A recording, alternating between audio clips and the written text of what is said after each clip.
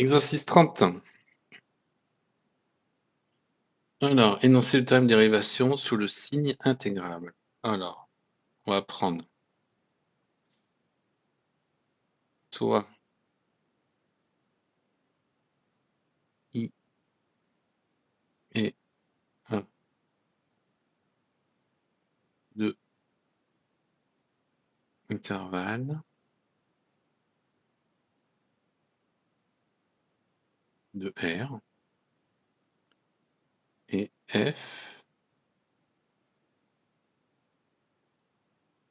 une fonction définie sur A croix I, à valeur dans R ou C. Alors, on suppose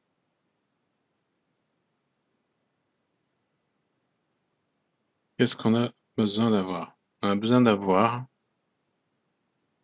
X appartenant à 1, la fonction qui a été associe f de xt. Donc là, on veut pouvoir intégrer ça. Donc ça, elle est continue par morceau. Ça, c'est que ça Riemann intégrable sur i et intégrable sur i. Dans le cas où i, ça soit un intervalle qui soit pas borné. Ou i soit un intervalle où ça définit une intégrale généralisée. Donc ça, c'est bon. Donc ça nous assure. Ça va nous assurer quoi? Ça va nous assurer qu'on a une fonction qui est bien définie, qui a x. Donc ça nous assure qu'on peut écrire une fonction de x appartenant à A associe l'intégrale sur i de f de x t dt est bien définie. Voilà, donc la première condition, c'est ça que ça nous assure. Alors, maintenant, quel que soit t appartenant à i,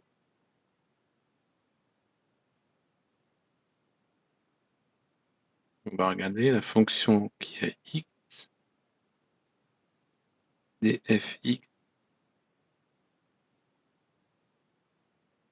Donc là, on a f qui est dérivable, on a les dérivées partielles, et on va vouloir intégrer, c'est par rapport à x, donc ça on veut juste que ça soit continu.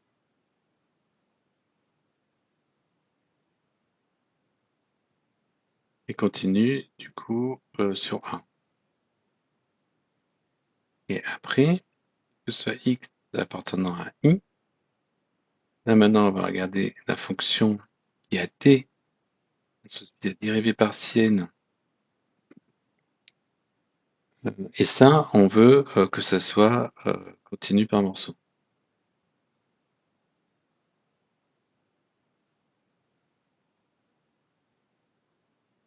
Par morceau sur i. Et on va voir, on va voir que ça va être intégral par domination. Et donc là, le plus important, il existe une fonction phi de i dans R+, alors continu, par morceau, plus souvent ce sera continu, et intégrable. Donc ça, c'est pour s'assurer dans le cas des intégrales généralisées, donc intégrable sur i, tel que, quel que soit le couple xt qui appartient à grand I, on a que ce dfx x de t est dominé par phi. Donc là, ça demande, la domination, elle est par rapport à la variable x. Là, phi de t ne dépend pas de x. Alors, donc si on a ça, alors la fonction grand F et à x associe l'intégrale théorie de f de x de t dt et t1 et quel que soit x appartenant à A, prime de x, c'est égal à l'intégrale sur i de df dx x de t dt.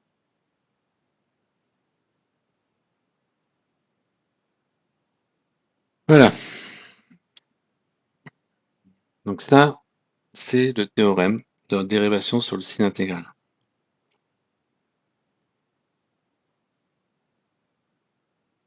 Alors, on va l'appliquer. Alors, démontrer que la fonction est de classe C1 sur R. Là, on va justement appliquer ce théorème. Donc, 2. Donc là, on va avoir quoi? De classe C1 sur R. Donc, x appartient à R, t appartient à 0 plus infini. Alors, premier point. Donc, quel que soit x appartenant à R, la fonction qui a t associe exponentielle moins t carré cosinus xt est continue par morceau. Donc sur R+, et elle doit être intégrale. Alors, qu'est-ce qu'on va avoir? Le cosinus est borné. L'exponentielle moins t carré, clairement, ça va converger l'intégrale convergente en plus infini. Donc une manière rapide de voir ça, on n'a qu'à prendre t carré cosinus xt exponentielle moins t carré. Ça tend vers 0 quand t tend vers plus infini. Ce qui permet, imaginons que là on a repris les mêmes notations, de dire que notre fonction f en valeur absolue, c'est un petit taux de 1 sur t carré. L'intégrale 1 sur t carré de 1 à plus infini converge, car 2 est strictement plus grand que 1, c'est une intégrale du Riemann. Par critère de comparaison, ou comme c'est un petit taux, on a que l'intégrale de 1 à plus infini df de x de t dt converge. Et maintenant, en 0, qu'est-ce qu'on a en 0? On a une fonction qui est continue. Donc en 0, on n'a même pas de borne à vérifier, c'est juste une intégrale de Riemann classique, puisque c'est continu, et f de 0, ça fait cosinus 0, ça fait 1, exponentielle 0, ça fait 1, donc on n'a pas de souci, la fonction est bien intégrable. Donc, elle est continue sur R plus étoile et intégrable. R plus, je sais pas pourquoi j'ai dit R plus étoile. Le deuxième point, c'est que maintenant, quel que soit t appartenant à 0 plus infini, la fonction qui a x associe, alors on va dériver par rapport à x, ça va nous faire un moins t sinus xt exponentielle moins t carré, elle est continue. Elle continue, donc continue par morceau sur R+.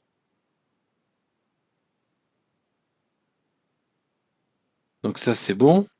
Ensuite, qu'est-ce qu'il faut qu'on vérifie? Quel que soit x appartenant à R,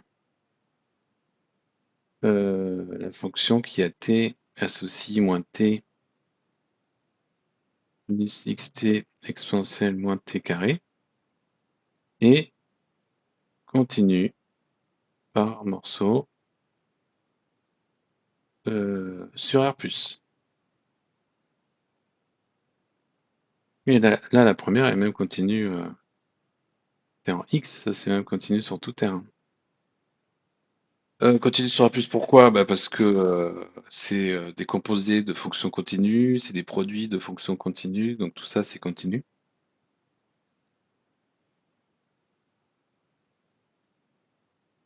Et maintenant, on va trouver une majoration. On va trouver enfin une domination. Alors, une domination de tout ça. Bah, on va dominer simplement. Hein. Qu'est-ce qu'on a? Moins t minus xt exponentielle moins t carré. Le sinus est majoré par 1. T exponentielle moins t, quel que soit t appartenant à R+, quel que soit x appartenant à R. Là, on a juste majoré cosinus. Et cette fonction-là, donc ça c'est notre phi de t, on a bien phi continue par morceau, elle est bien positive et elle est bien intégrale. L'intégrale de 0 à plus infini de t exponentielle moins t carré dt. Ça existe. Hein. Encore une fois, on peut faire un t puissance 3 exponentielle moins t carré, c'est envers 0. Donc t exponentielle moins t carré, c'est un petit taux de 1 sur t carré. 1 sur t carré en plus infini, c'est Riemann. 2 est strictement supérieur à 1, donc ça converge. Critère de comparaison.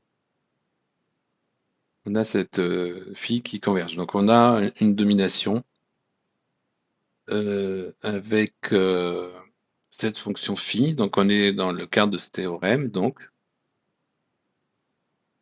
en appliquant ce théorème, ça prouve quoi? Ça prouve que cette fonction, grand F, qui a x appartenant à R, associe l'intégrale de 0 à plus infini de exponentielle moins t carré cosinus xt dt, ben elle est C1 sur R et f' de x, tout x appartenant à R, c'est égal à moins l'intégrale de 0 à l'infini de t sinus xt exponentielle moins t carré dt. Voilà. Donc c'est juste une application. Alors ce théorème il est un peu laborieux parce qu'il y a pas mal de conditions, il faut bien les respecter, il faut bien rédiger pour dire qu'on a bien respecté toutes ces conditions, pas juste s'arrêter à la domination en pensant que ça suffit. Mais voilà, on y va doucement et on y arrive. Donc maintenant on va pouvoir regarder ce que ça donne pour le 3.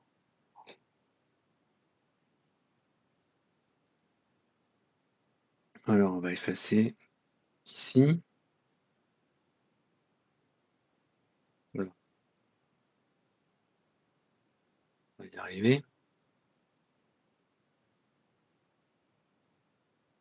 Alors, qu'est-ce que ça va nous donner? Trouver une équation différentielle linéaire E dans 1 dont f est solution. Bon, eh ben, on va regarder. Qu'est-ce qu'on a? Donc, pour x réel,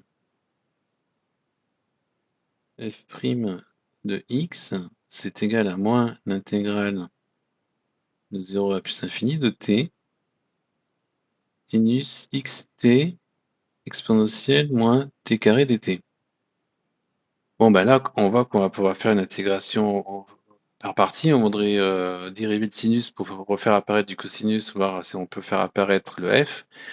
Et là, exponentielle moins t carré, ça, la dérivée, ça va faire moins 2t exponentielle moins t carré. On a un t qui est là, donc on va bien s'en sortir. Donc si on prend u égale sinus xt, ça va nous faire un u' égale x cosinus xt.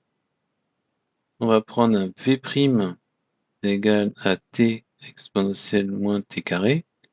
Et v, du coup, exponentielle moins t carré, ça, la dérivée, ça va faire moins 2t. Là, on a t, donc ça, il faut moins 1 demi exponentielle moins t carré.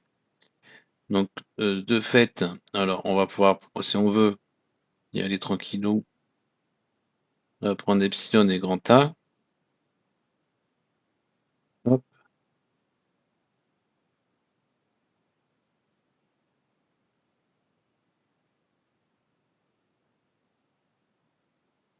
Donc, on écrit tout ça. On va avoir quoi? Donc, moins, on va avoir le crochet UV. Donc, UV, c'est moins 1 demi sinus xt exponentielle moins t carré. Donc moins plus, avec le moins qui est là, ça va faire quand même un moins qui va être là, de epsilon à grand A, donc là epsilon à grand A, de UV, donc x cosinus xt sur 2 exponentielle moins t carré dt. Donc là, en fait, ce qu'on fait, c'est que en fait, l'intégration par partie, on peut la faire moyennant que ce truc dans les crochets converge. En A, exponentiellement A carré, quand A va tendre vers plus l'infini, ça c'est majoré, ça tend vers 0, donc ça va nous faire 0. Et en 0, ça va nous faire 0. Donc du coup, on peut faire tendre epsilon vers 0, grand A vers plus infini. On a bien convergence du crochet. Du coup, on a bien intégration par partie sur l'intégrale généralisée, qui nous donne donc ce résultat suivant. On va écrire ici, voilà, dt, qui est égal à quoi? Donc moins 1 demi de x multiplié par l'intégrale de 0 à plus infini de cosinus xt exponentielle moins t carré dt qui est autre que fx. Et ça, c'était f' de x. Donc, on a f, solution, oula, comment j'écris moi. On a donc f qui est solution de l'équation différentielle grand E qui est y' plus 1 demi de x y égale 0. Et voilà.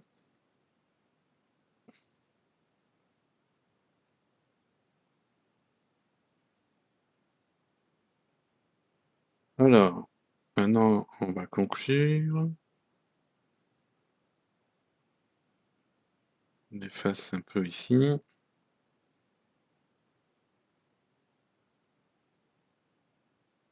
Alors, donc du coup, résoudre B. Bon, bah ça, c'est une équation différentielle du premier degré, linéaire. Elle est bien définie sur tout R. On connaît les solutions, c'est un sous-espace, une équation homogène, sous-espace vectoriel de dimension 1. Donc les solutions de E sont de la forme les fonctions Y de R dans R qui à x associe y de x qui est égal à exponentielle, donc lambda exponentielle moins 1 demi de x, avec lambda appartenant à R.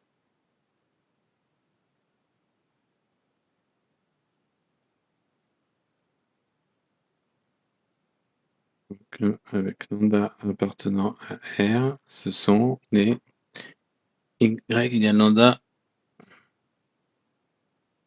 lambda exponentielle moins 1 demi de x. Ça, c'est les solutions. Et donc, y de 0 lambda, donc on peut aussi les écrire yx égale y de 0 exponentielle moins 1 demi de x.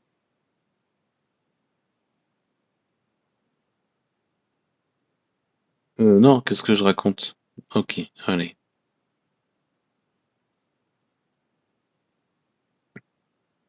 Arrête d'écrire des bêtises. Lambda appartenant à R. Les solutions de E sont des fonctions définies sur Terre par y de x égale